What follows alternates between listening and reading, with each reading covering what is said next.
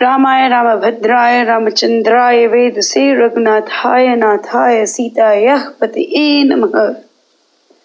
Ayodhya Kand, chapter number 31, Lakshmana's appeal. The recitation begins now.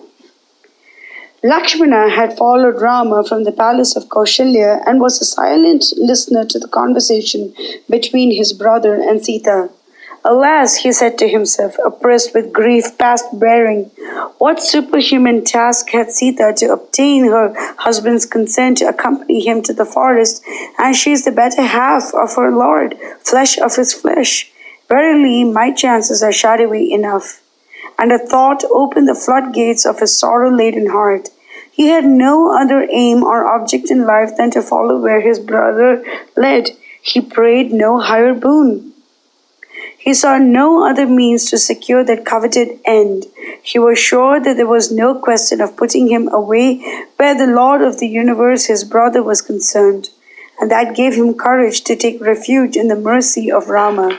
He had sedulously cultivated the necessary qualifications to entitle him to seek refuge with the Lord, and had long ago put away from him every probable and possible obstacle thereto. As a first step, he prayed to Sita, the mother of mercy, the interceder of all. Through her, he clasped the feet of the Lord with boundless love and devotion, even of him who proclaimed to the world, "Never shall I abandon one who sought me out as a friend. He shall know no fear from any object in creation. This is the beacon light by which I steer my course through life," and prayed all humbly to be allowed to serve his master and Lord as a reward for his supreme and absolute surrender to his will. My heart is set against your exiling yourself to the forest, but if you have made up your mind to go, may I go with you. Bow in hand and senses keenly on the alert, I shall walk before you through the trackless woods where roam the savage beasts of prey. You may travel in safety and comfort through the wood world where diverse birds and beasts have their haunts. I pray you command me to render devotional service to you in all places, at all times, and under all circumstances. With thee away I care not to dwell in the supreme heaven, when Shruti calls Ayodhya the city of the gods. I care not for Kaivalya, the life that cannot die. I care not to stretch my sway over this Brahmanda with its 14 worlds. Nay, what care I for any stage of existence, higher or highest, when the very state of liberation is beneath my contempt, if I had no chance of offering my devoted service to you then and there? Rama tried variously to persuade and dissuade Lakshmana, who earnestly prayed to share his woodland life with him. But the son of Sumitra would have none of it, and entreated in piteous accents, "I heard you say, stop the arrangements that are afoot towards my coronation, and get everything ready for my departure to the woods. Again, put away grief and anger from you, even as I do. Let the installation go no further. Or Sita, dearer to me than life itself, are Bharata and Shatrughna, so it behooves you to treat them with special care and affection, for they stand to you as elder brother and son. I was glad to observe that you included me not therein. Hence, I take it that you have commanded me to follow you to Dandaka. Why should you forget that and stop me now? You accorded me leave at first, and I, in all confidence and joy, was all afire to go. Now you change your mind and would have me stay here? A suspicion gains strength every moment in my mind that I have somehow offended you. Else, how could you find it in your heart to stay me who rejoice in the high privilege of being your dearest companion from birth, who cleave to you like your very shadow? I pray you solve me this." The glorious Rama turned his eyes upon his faithful Lakshmana, who sued with hands of praise to be allowed to accompany him, longing to lead. "Lakshmana, you are the dearest friend I have. You have stepped stray not from the path of righteousness. You are a hero unmatched. Your soul and heart are ever centered in dharma.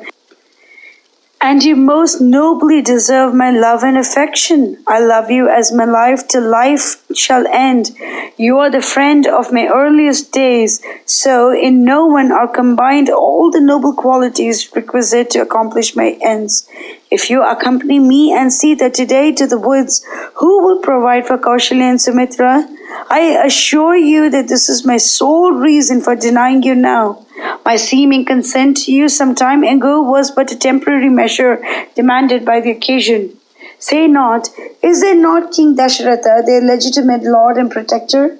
Our sire of unbounded fame and glory fulfills the heart desires of the millions of this kingdom, even as the clouds pour down the welcome rains. Yet he lies a helpless captive in the bonds of passion and has no will of his own. If Kaikeyi, the daughter of Ashwapati, wins for her son imperial power, she will never heed to attend to the comforts and needs of her rivals who are already stricken to the heart. Say not, is Bharata so utterly abandoned to reason and justice as to be neglectful to his duties to our mothers? Proud Kaikeyi has him under his thumb. He is powerless to move hand or foot. He will have to remain an impotent witness to the torments inflicted by his infamous mother upon her rivals. So it would in no way help Kaushalya and Sumitra to tide over their misery, even if Bharata should be proclaimed the lord of this realm. Say not, what power have I to protect them? Watch over Kaushalya as well as you can with the sanction of a monarch, or failing it by a rare valor and energy. Follow this counsel and oppose it not. Argue not. Your service is everything to me. What have I to do with such as these? Your great love to me is best shown by your faithful and perfect service to our elders and mothers. Deeply learned in the mysteries of Dharma, the most noble and unparalleled Dharma is ensured to you if you serve those you should revere. This is the first request I make of you, and I would have you obey it for my sake. What comfort on earth have the mothers that bore us, bereft of you, me, and Sita? Rama was the peer of Brihaspati himself in skillful and unassailable logic, yet Lakshmana won his heart by his keen wit and quick repartee. So in sweet words and gentle, he began to answer the objections of his loving brother. Bharata is sure to respect and reverence our mothers, at least out of mortal fear that Kaushalya is the mother of Rama of inconceivable might and valor. He knows but too well that his life and safety depend on the love and attention he bestows on our mothers. I doubt it not in the very least. Should Bharata, raised to power and sway over his vast realm, be lured with evil tempting pride and betray his trust, or fail in the lightest detail in his devoted attention and reverence to our mothers, doubt not that I will wreak cruel vengeance on the head of that insensate fool. Nay, and all that egg on him, be they the three worlds in league arrayed. Queen Kaushalya, the noble, can easily afford to maintain 1,000 such as myself. Know we not that she has made ample and liberal endowments of hundreds and hundreds of villages to her dependents and retainers? It is nothing to her to provide for the comforts of herself, myself, and my sweet mother. I am your most devoted servant. I but pray to be allowed to render the service that goes with it. I believe I have in me the necessary qualifications of a servitor. It is utter presumption for me to suggest that in you shine the perfections that wait upon the Lord of the universe. So my following you to the forest solitudes does in no way militate against the relation of the Lord and servant. You will have no difficulty in providing yourself with fruits, roots, and other woodland fare. I too succeed in attaining the goal of my hopes, and that is service to you. With bow on my back and well-fitted quiver, I walk before you through the forest tracks with spade and basket. Every day I shall procure for you the simple fare of the hermits, which is wild fruits, roots, berries, corn, and honey. You may take your pleasure with Sita on the mountain brows. Your humble servant prays for the privilege of rendering you, the Lord of all, and your noble spouse, every kind of service at all places and in all times." His words filled Rama with joy and pleasure. "Be it so," replied he. "Go, bid adieu to your friends and kin, and keep yourself in readiness to start for the woods. Bring me those 2 bows of fearful might presented to us in person by Varuna, the Lord of Waters, at that famed rite of Janaka, the divine coats of mail weapon-proof, the quivers with their never-failing supply of arrows, and the gold-cased swords bright as the noonday sun. They are preserved in the hall of the Guru of our race, Maharishi Vasistha, tended with extreme care and worshipped there. Bring them hither for our use." Lakshmana flew on the wings of speed to take leave of his friends and kinsmen.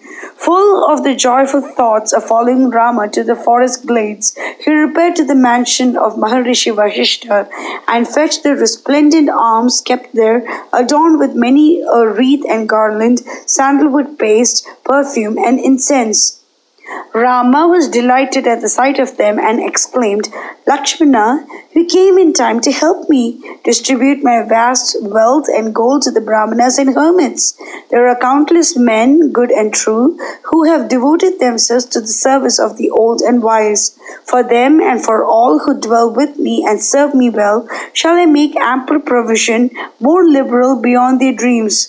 Go hence to Suyagna, the son of Sage Vasistha, and request in our name the presence of the saintly Brahmana here.